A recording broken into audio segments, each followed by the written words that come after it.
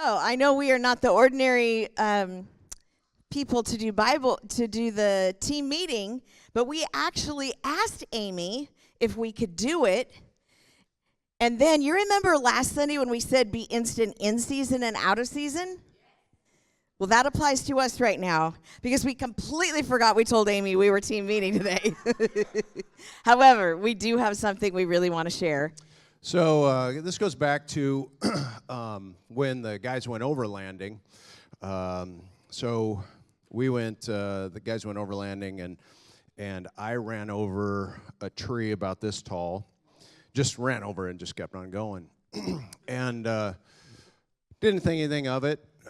We get up to where we're going to spend the night, and Brent's like, dude, what'd you do to your truck? And I was like, what?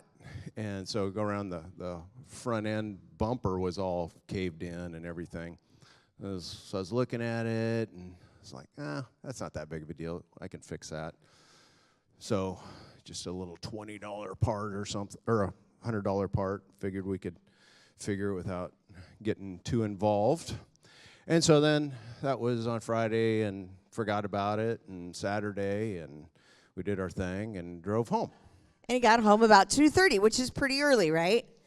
And we were actually home together all the rest of the afternoon and the evening. Okay? You follow me? That was a week, the Charlie Kirk. That was the Charlie Kirk week. So when he came in, I had just watched I wanted him to see Erica Kirk's when she was in Charlie's office and she did her speech. So he sat down and he watched that. So I'll give you, we had that going on. But other than that, we were together the rest of the evening, and he just simply forgot to share.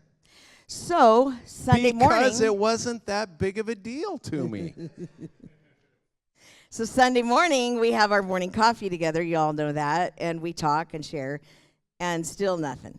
So we literally come together that Sunday morning. Sometimes we're separate, and we drive up to here.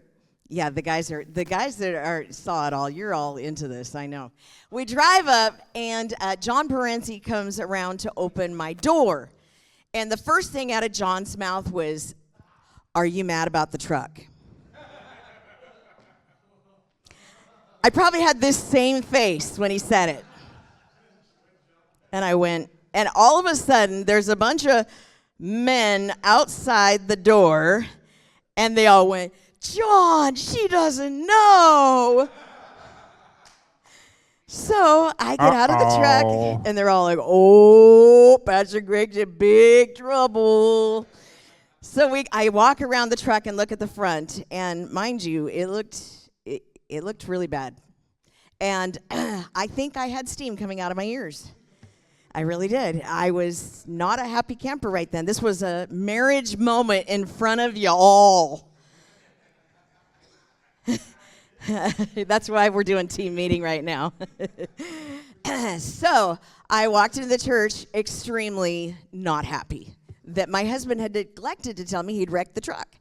And so I'll never forget, I'm standing and also my husband I don't remember what was going on, but we had a ton of stuff going on right afterwards. So I forgot, but he went over to the house to put everything into the house, which I thought he was just avoiding me because I didn't see him for about 10 minutes.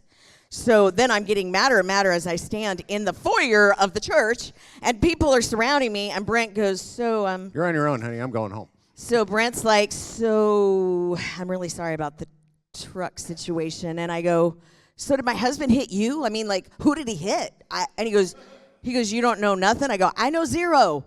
Please enlighten me. Could you tell me why our truck is completely smashed in?"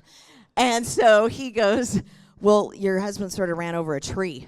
"Oh, okay, he ran over a tree." So by this time I'm standing there, my husband comes in and he stands next to me in the foyer. The band is all finishing up. And, I forgot, I did walk in to drop off some stuff. And you said, "You mad about the truck?" And I went, "Not really mad about the truck. I'm mad that I didn't know about the truck."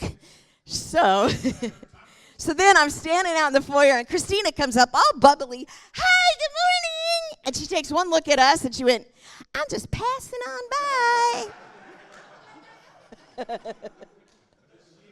She just knew Our faces told all. We are not happy with each other right now. And this is a Sunday morning when we're all supposed to be spiritual. I was happy. I mean, I know, right? So we come in. I don't remember who did team meeting that day. I'm sorry, I don't remember. I was trying to listen, but the steam was still coming out of the ears. And then as soon as team meeting was over, I was reminded of this scripture. And why don't you read the scripture? It's a great scripture. And it's Ephesians 5:26. And don't sin by letting anger control you. Don't let the sun go down while you are still angry. And verse 27, for anger gives a foothold to the devil. So I had to look him right in the eyes, and I said, I still don't really know what happened, and I need details later. But right now, we have a church service to do, so I completely forgive you. And he said, I'm really sorry. Yes, we'll talk later. Please forgive me. Why do we bring that up? Because I am fully aware that in homes all over going to church, things like this happen. And things happen, and you know, little spats, and the enemy would love to get a foothold in on a Sunday morning, especially the pastors. And we hardly ever have an argument. So this was unusual for us, but we happened to just do it in front of y'all. And so we wanted to, in front of you all, just let you know, pastors are good. We're very much in love. Yes, we had a little, you know, we had to have a come to Jesus, forgive each other moment. But I just want to encourage you all, maybe you had something similar happen to you this morning where you had a spat in the car. I mean, I don't know. These things happen. But you have to not let anger have a foothold. And when you do get upset with a family member, maybe it's not even a family member. Maybe it's just anybody at your work. Maybe it's somebody at church. I mean, I don't know. But don't let anger get a foothold because it robs you. It's from Satan. One thing that we did is after church, we sat down, had a little meeting. And so it's like, do we just forgive and then just move on and just go back to the way we've always lived life? And so it's like, well, let's figure out how we can be better through this. And so one of the things we've come up with, and we're still trying to create this as a habit, but this is the goal for us as marriage. At the end of the day, we ask each other, what was the best part of your day? What didn't go right? And what are you thankful for? And what are you thankful for? And so those are the things that just, if there's something else that's gone on in your life, you know, Ian's like, okay, I got to think and reflect on my day and just talk it out and then, you know, love each other, pray. And so that's kind of a thing after all these years. We're starting something new to continue. It's always good to grow and learn, right? Better. No matter how old you are.